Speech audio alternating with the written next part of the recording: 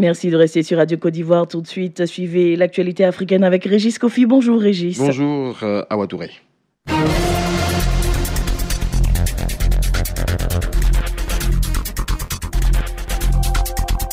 Madame, monsieur, bonjour, bienvenue dans cette édition. Le parti au pouvoir à Madagascar et l'opposition qui exigent dans la rue le départ du président Hairy Rajaonarimampianina ont entamé des discussions pour tenter de trouver une issue à la crise politique que secoue le pays depuis samedi et a causé la mort de 2 manifestants. Denise de la Fafiette.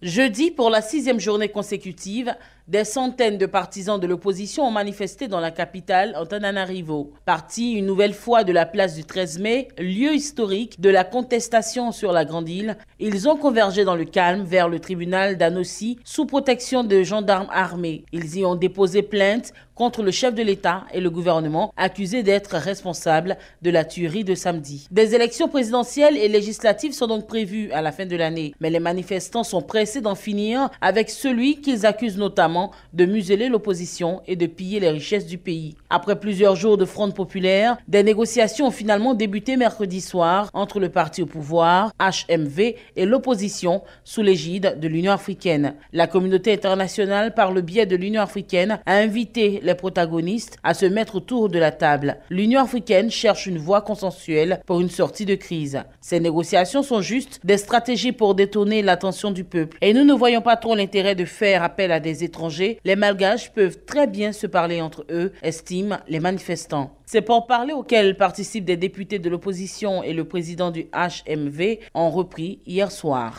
Le projet de loi pour la répartition des sièges de l'Assemblée nationale fait débat en République démocratique du Congo.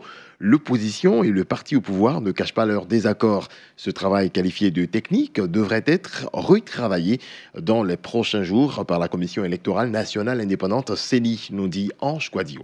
L'examen du projet de loi sur la répartition des sièges électoraux pour le scrutin de décembre 2018 a débuté ce 25 avril à l'Assemblée nationale en RDC. Le calendrier électoral prévoit qu'elle doit être promulguée au plus tard le 8 mai pour éviter le risque de glissement. Il reste donc peu de temps. Or, cette loi a été établie sur la base du fichier électoral présenté par la Commission électorale nationale indépendante CENI le 6 avril, mais contestée par l'opposition et qui attend encore d'être auditée par l'Organisation internationale de la francophonie, OIF. Dès le début de la séance, le député Fabien Moutombe demande un report. Pour l'opposant, examiner une loi élaborée à partir d'un fichier électoral qui doit encore être audité par l'OIF. Cela n'a aucun sens. Manœuvre dilatoire, répondent des députés de la majorité. Requête rejetée. Ce vote est un pas décisif vers les élections, plaide alors le vice-premier ministre Henri Mova. Puis le débat commence et plusieurs députés déplorent des anomalies dans la répartition des électeurs et des sièges sur le territoire. Là où on tue le plus, tous les jours, c'est là où il y a le plus d'enrôlés que là où il y a la paix. C'est quand même grave cette façon de faire les choses, estime notamment l'opposant Jean Baudouin Maillot. Le président de l'Assemblée nationale, Aubin Minakou, exhorte pour sa part toutes les parties à la retenue. Si chaque député intervient concernant les calculs, nous risquons même de donner l'impression à l'opinion publique que le travail présenté est bâclé. Pourtant, c'est un travail professionnel, mais qui peut être amélioré à certains égards si possible. Grâce à l'éclairage de ceux qui connaissent l'affaire, le pouvoir organisateur, à savoir la CENI, a-t-il déclaré. Le président de l'Assemblée nationale a donné 48 heures à la commission des lois pour retravailler le texte avec la CENI et les députés.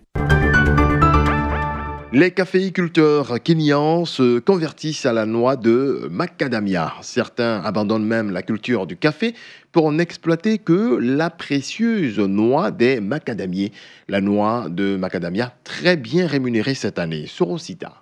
De grands arbres qui pendant longtemps donnaient avant tout de l'ombre aux caféiers, mais qui aujourd'hui valent de l'or. La noix de macadamia s'est imposée dans l'agroalimentaire et la cosmétique partout dans le monde. Son commerce a doublé en 10 ans. Et les prix de cette noix grimpent cette année au Kenya. Le prix du kilogramme de macadamia non décortiqué a doublé depuis janvier. Il faut dire que les autorités kenyanes ont exigé une qualité minimum, ce qui a restreint les quantités commerciales. Il y avait jusque-là un peu d'anarchie avec des fruits pas tout à fait mûrs qui étaient proposés aux intermédiaires chinois et qui faisaient s'effondrer les prix. Pourtant, le café Kenya est un arabica très apprécié, mais le marché mondial du café n'est pas favorable en ce moment. Les cours mondiaux sont de plus en plus bas depuis 2 ans, écrasés par la récolte record que l'on attend au Brésil. Au Kenya, les caféiculteurs reçoivent en outre une part très faible du prix auquel est vendu leur café à la bourse de Nairobi où s'approvisionnent les traders. Un projet de loi est en discussion dans le pays pour imposer au moins 40% de ce prix aux producteurs. En attendant, les agriculteurs kenyans se convertissent massivement à la noix de macadamia. Le dernier élément sonore de ce rendez-vous actualité nous conduit au Soudan du Sud. 10 travailleurs humanitaires sont portés disparus et présumés kidnappés après l'attaque de leur convoi dans le sud-ouest de ce pays en guerre, ont annoncé jeudi les Nations Unies. Tiemoko Dirasuba. Selon un communiqué du Bureau des Nations Unies pour les affaires humanitaires OCHA, le convoi a disparu après avoir quitté mercredi dernier la ville de Yei, située à environ 150 km au sud-ouest de la capitale Djouba, en direction de celle de Toré. Les 10 travailleurs humanitaires sont tous des nationalités sud-soudanaises et sont employés notamment par OCHA, l'UNICEF et des ONG. Nous sommes profondément préoccupés, a indiqué le chef des opérations humanitaires de l'ONU au Soudan du Sud. Nous ne savons ni où ils sont ni s'ils vont bien, a-t-il ajouté. Après avoir obtenu son indépendance en 2011, le Soudan du Sud a plongé en décembre 2013 dans une guerre civile qui a fait des dizaines de milliers de morts, 4 millions de blessés et provoqué une crise humanitaire catastrophique. Les travailleurs humanitaires ont été la cible de nombreuses attaques durant ce conflit. OCHA précise dans son communiqué qu'il s'agit, je cite, du second incident sur le seul mois d'avril impliquant des travailleurs humanitaires retenus par des groupes armés et le troisième sur les 6 derniers mois. Ces personnes travaillant pour l'ONU et des ONG sont ici pour aider les Sud-Soudanais et ne devraient pas être visés. Nos collègues doivent être relâchés sans condition afin que le travail puisse se poursuivre, a ajouté la même source. L'armée gouvernementale a accusé les rebelles d'être responsables de cette attaque. L'un de leurs porte-parole a assuré, lui, que les rebelles prévoyaient d'enquêter sur ces disparitions. Madame, monsieur, merci à toutes et à tous de nous avoir suivis.